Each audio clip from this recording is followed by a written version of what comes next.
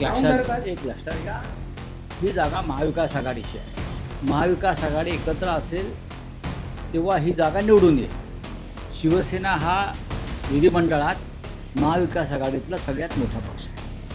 आमचे 20 आमदार आहेत, 16 काँग्रेसचे आहेत, 10 राष्ट्रवादी काँग्रेस शरद पवार.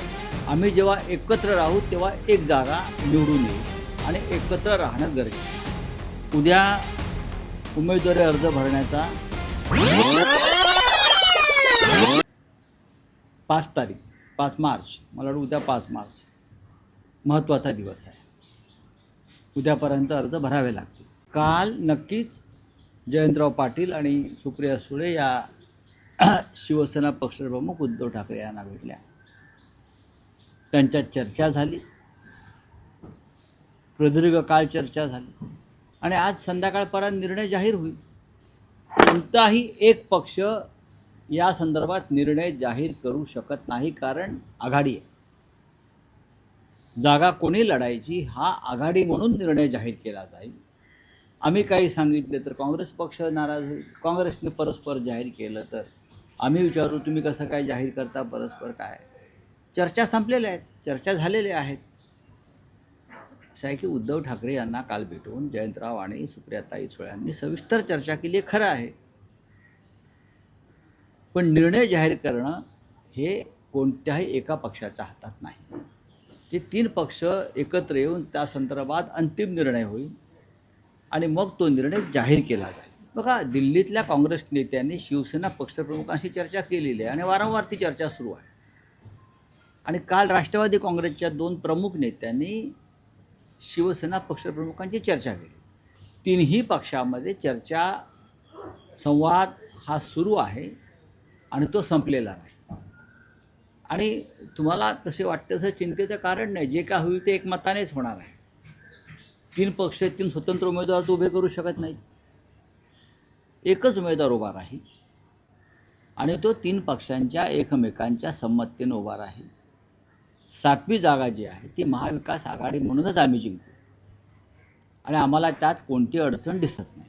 एक लक्षात घेतलं पाहिजे तुम्ही, जेव्हा एखाद्या देशाच्या राष्ट्रप्रमुखाची हत्या होते, जो प्रदीर्घ काळ त्या देशाचं नेतृत्व करतो, तो कोणताही देश असेल आणि तो देश परंपरेनं हिंदुस्थानचा मित्र आहे, अशा वेळेला त्या नेत्याच्या हत्येबाबत, मृत्यूबाबत शोक व्यक्त करणं हा एक शिष्टाचार आहे.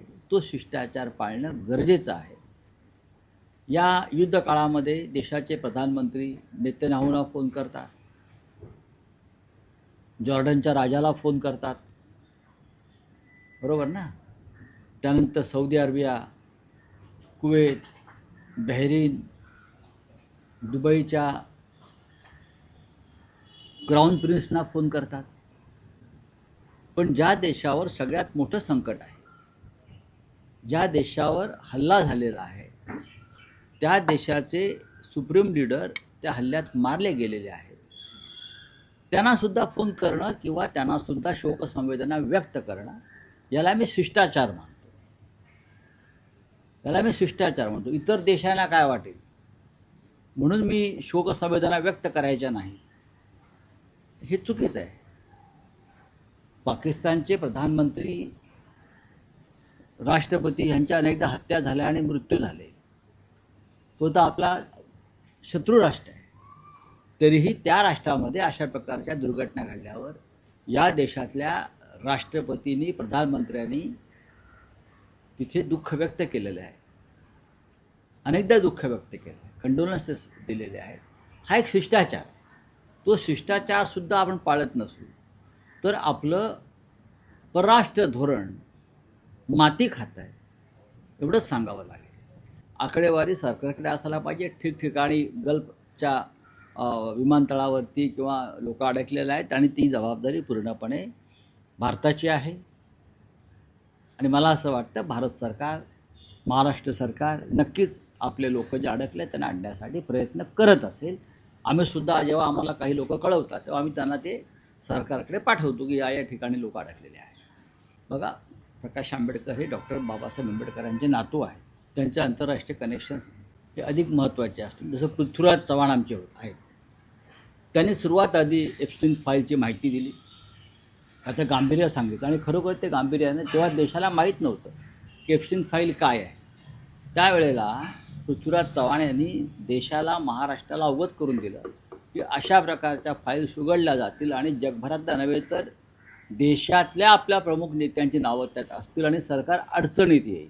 हे जे युद्ध पुकारलेलं आहे इराणविरुद्ध अमेरिकेने, इस्रायलने, त्याचा हेतूच हा आहे माझ्या माहितीप्रमाणे घाईघाईने युद्ध करण्यामागचा. एप्स्टीन फाईलवरचं लक्ष लोकांचं, चर्चा बंद व्हावी, कारण अत्यंत गंभीर स्वरूपाची त्याच्यामध्ये माहिती असल्याची माहिती बाहेर येते. त्याच्यामुळे ह्या सगळ्यावरचं लक्ष उडावं आणि युद्धावर चर्चा करावं आणि एप्स्टीन फाईल विसरून जावं, यासाठी काही राष्ट्रप्रमुखांनी एकत्र येऊन हा युद्धाचा वार उडवला हे स्पष्ट दिसतं. एप्स्टीन फाईल ज्या पद्धतीनं समोर आल्या, जगभरातली नावं समोर आली नेत्यांची, ट्रम्पपासून भारतातल्या राज्यकर्त्यांची आणि राजकारण्यांची, इस्रायलचे काही प्रमुख लोक आले, ह्याच्यावरची चर्चा थांबावी, लोकांचं लक्ष दुसरीकडे वळावं म्हणून काही राष्ट्रप्रमुखांनी, काही पंतप्रधानांनी एकत्र येऊन हा इस्रायल, इराण, अमेरिका हा युद्धाचा डाव रचला का, अशी आता शंका यायला. काँग्रेस हा या देशातला प्रमुख विरोधी पक्ष आहे. काँग्रेसने अनेक वर्ष या देशावर राज्य केले. आंतरराष्ट्रीय राजकारणामध्ये अजूनही काँग्रेसला तितकंच महत्त्व आहे, कदाचित ते नरेंद्र मोदींपेक्षा जास्त असेल. आणि या युद्धासंदर्भात भारतानं भूमिका मांडणं आवश्यक आहे. हे मी मगाशीच सांगितलेलं. एका राष्ट्रप्रमुखाची हत्या होते इराणसारख्या देशाच्या आणि भारताकडून साधी शोकसंवेदना व्यक्त केली जात नाही. मी मगाशी सांगितलं आपल्याला की पाकिस्तानचे राष्ट्रपतींची हत्या झाली, पाकिस्तानच्या पंतप्रधानांची हत्या होते, तेव्हाही भारत शोक व्यक्त करतो आणि त्यांच्या अंत्यसंस्कारामध्ये भारत सामील होतो अनेकदा. मग इराणच्या बाबतीमध्ये असं काय आहे की इराण देशाचा आपला मित्र असताना, त्याच्या राष्ट्रपतीची हत्या झालेली असताना तुम्ही साधी शोकसंवेदना व्यक्त करायला घाबरताय, हाच एक मुद्दा आहे.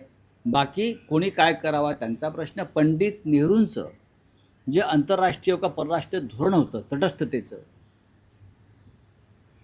ते मातीमोल झालेलं आहे आणि भारताचं सरकार, भारताचे पंतप्रधान अमेरिका आणि इस्रायलच्या हातची कठपुतळी झालेली आहे. हे ह्या सगळ्या घडामोडीत स्पष्ट दिसतंय. असं काय कारण आहे की ज्याच्यामुळे प्रधानमंत्री इराणच्या राष्ट्रपतींच्या हत्येचा शोक व्यक्त करू शकले नाही? कोण त्यांना ब्लॅकमेल करत आहे, कोणाकडे काय कुठली फाईल आहे, कोणाकडे अजून काय आहे, अशा चर्चा जगभरात सुरू आहे. नपेक्षा देशामध्ये अनेक शत्रू, जगामध्ये अनेक शत्रू राष्ट्रांच्या संदर्भामध्ये आम्ही शोक व्यक्त केलेला आहे जगभरात. पाकिस्तान असेल किंवा अन्य असतील, चीन असेल, तिकडल्या जेव्हा त्यांच्या नेत्यांचा मृत्यू झाला तेव्हाही आम्ही शोक व्यक्त केलेला आहे. ही एक परंपरा आहे, हा एक शिष्टाचार आहे. अमेरिकेला किंवा रशियाला अफगाणिस्तानबरोबर सुद्धा युद्ध करता आलं नाही शेवटपर्यंत आणि त्यांना तिथून गाशा गुंडाळावा लागला. अमेरिकेला व्हिएतनाममधून पळ काढावा लागला. लक्षात घ्या, तुम्हाला मी सांगतोय, अमेरिकेला व्हिएतनाममधून सुद्धा पळावं लागलं शेवटी, सगळं टाकून त्यांचं सामान. अफगाणिस्तानमधून पळावं लागलं. इराण या सगळ्यांपेक्षा एक झुंजार राष्ट्र आहे. त्याच्यामुळे आता कदाचित प्रेसिडेंट ट्रम्प यांना वाटत असेल की आपण चुकलो, कोणाच्या तरी सल्ल्यावरून आपण हा हल्ला केला.